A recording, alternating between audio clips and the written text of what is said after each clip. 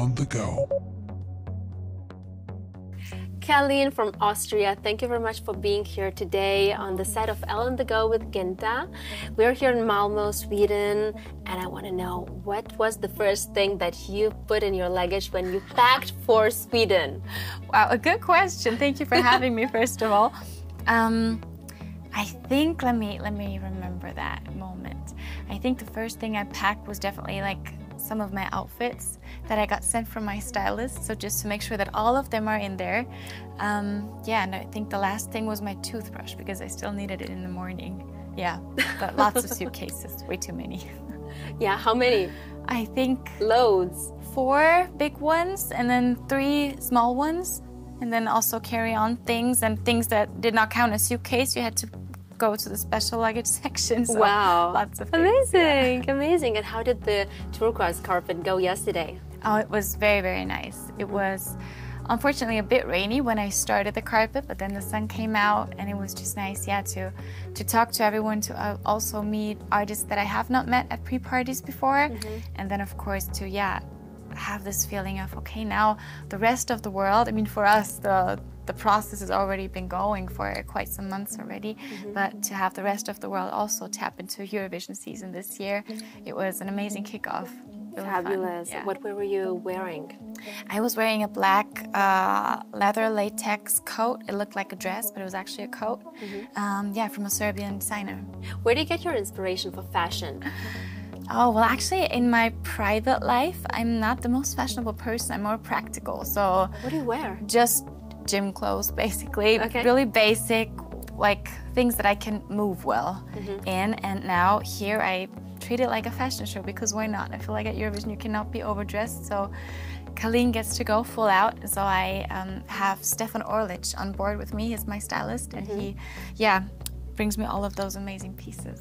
Wow, that's fabulous, and I love this piece. Oh, thank you very much. It's a bit cold, but you mix and match well, so exactly, at least, you know, yeah. keep your feet warm, yes. and, you know, upper body is like sunshine. It's like, yeah, like a mermaid or something. Yeah, it's wonderful. Thank you. And so you don't choose your styles, or you choose your styles when you are on stage? I do. Yeah? It's just do you participate in the process? Yeah, it's a cooperation. I think that's the most important thing also, because I've worked behind the scenes so much. I know the process, and therefore that was one of the reasons why I became an artist. I wanted to make the decisions myself. I wanted to be the one to pick the color, to pick the outfit, just whatever it is. And so I'm very, very happy and grateful that I'm in the position right now. So it's all teamwork, and I have an amazing team, which I'm very grateful for. Amazing. So talking about fashion and music, usually the trends follow each other. Yeah. They are on the same wave.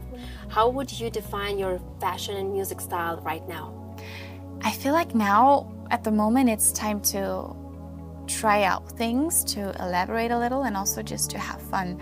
I think that's what's most important at Eurovision, that, yeah, I already said you can never be overdressed. There is something for everyone, like different genres of music, different styles, and therefore, yeah, just go what you feel like in the moment and what feels authentic for you. I think that's the most important thing. And for me, tapping into the We Will Rave era of Kaleen just means, yeah, go full out. Whether people like it or not, I actually don't really think about that. I just, if I like it, I'll wear it and just rock it. Who's your favorite fashion designer or fashion inspiration? Oh, wow. Well, at the moment, I do feel like, yeah, Beyonce still rules the world. Oh, yeah. Yeah. Oh, so whatever. Yeah, exactly. Do you have any rituals before going on stage? I feel like it's more focusing on myself, trying not to have too many people around. I'm not that hyping up before going on stage type of person. I really need silence and quiet and just comfort in the people I know who will be on stage with me, like my dancers now, for example, and just really focus on, you know, you worked so hard to be here, be proud of yourself, this is the moment you dreamed of, and then just enjoy the moment. And how do you handle the pressure? Because there's a lot of responsibility on a stage like Eurovision. That's true, but I have the feeling my biggest, threat to myself, because I have so high expectations, and therefore I know I always try to give my best. I've worked very hard to be here, life has prepared me for this very moment. So I'm like, well, you picked me, Austria picked me as an artist to represent our country. So I'll just do my best, and then we just see what happens. What was your first reaction when you found out that you will represent Austria, your country? I couldn't believe it. I was getting a phone call. It was the end of November, and I did not expect the phone call at that time. And they were just telling me, well, you're going to Eurovision. I'm like, well, no, I can't believe this. Like, this cannot be happening. I'm sure you're still discussing.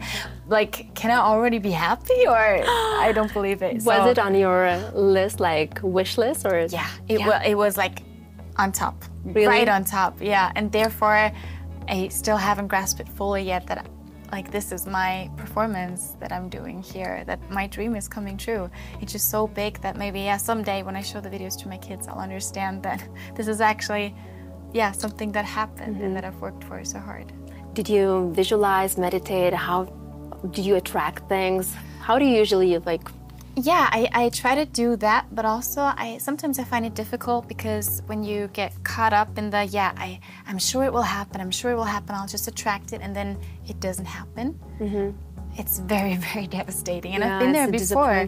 Last year I also tried to be the one going to Eurovision for Austria, and I got the message, well, you're out of the race. And I really tried to visualize. Like, I already practiced giving interviews about how it is going to Eurovision. And then I got this slap in the face, and I was very, very, very sad. And therefore this year I took it more easily, and I did not tap into that fully. I just worked hard, and it worked this year, and I'm just very, very grateful for that. Elle on the go.